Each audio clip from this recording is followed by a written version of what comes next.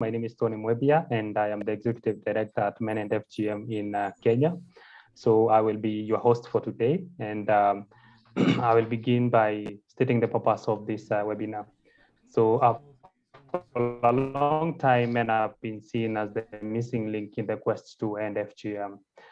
We have had statements like FGM is done by women on women for the purposes of benefiting the men.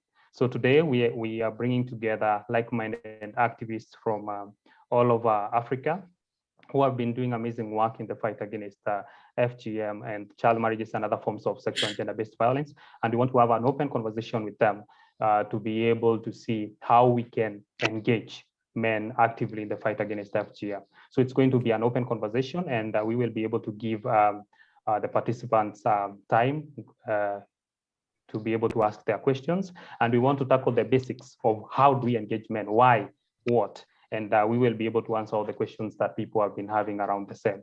So if you allow me, I will start by introducing the panelists that we have.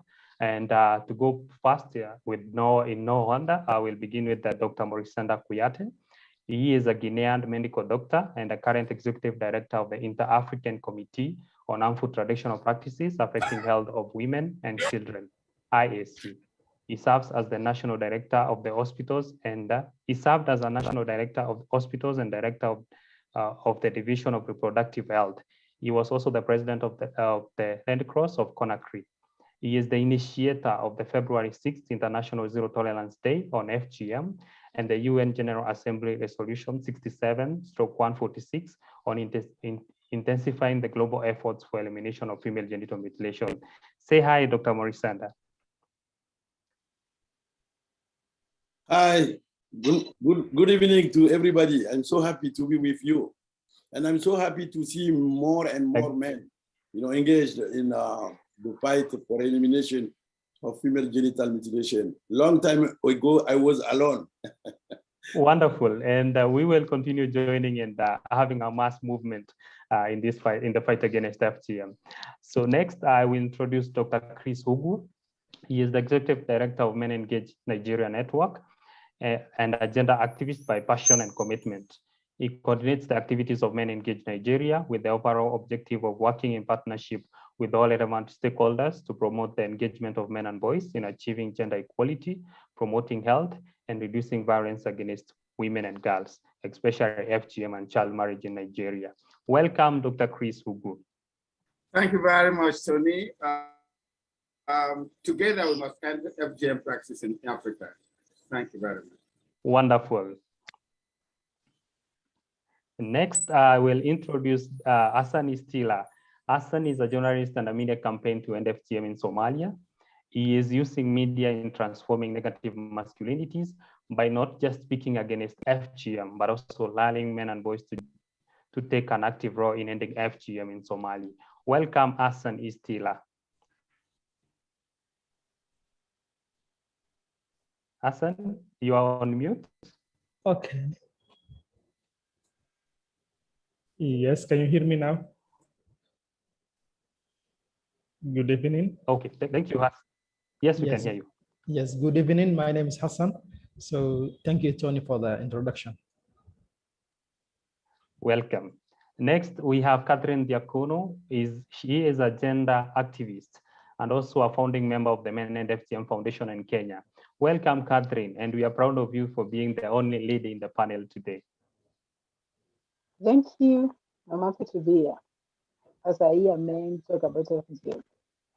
Finally, we have Meresi Isaiah. He is an equality and diversity champion and owns a bachelor's degree in sociology. He was born and brought up in Transmara in Narok County, which is an FGM hotspot county in Kenya. Growing up, he witnessed female friends drop out of school and get married at as early as standard 4, immediately after undergoing FGM. Welcome, Meresi. Thank you so much for joining this wonderful platform. Wonderful. So with no, I'll just begin with the basics. And I want us to have a smooth chat. So I will begin with Dr. Chris Hugu. I know you are the Executive Director of Men Engage Nigeria. And you're in control of, or you oversee the activities of many men in Nigeria. So tell us, why do we need to engage men in the fight against FGM? Thank you, James. I think it's important to really underscore the fact that men control activities around families, which is why we have a very pronounced patriarchal system in operation in Nigeria. It is the men that determines, it's all about unequal power relationship. It is the men that determines what happens in the family. Whether on issues of gender, sexual and reproductive health issues, it is the men that determine call the shots. And in any case, it is also the men that have the resources to be able to say one thing and be able to implement it.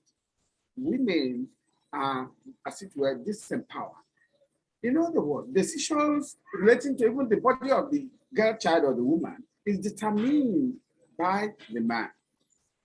So, by way of why are we now involving the men? We're involving the men because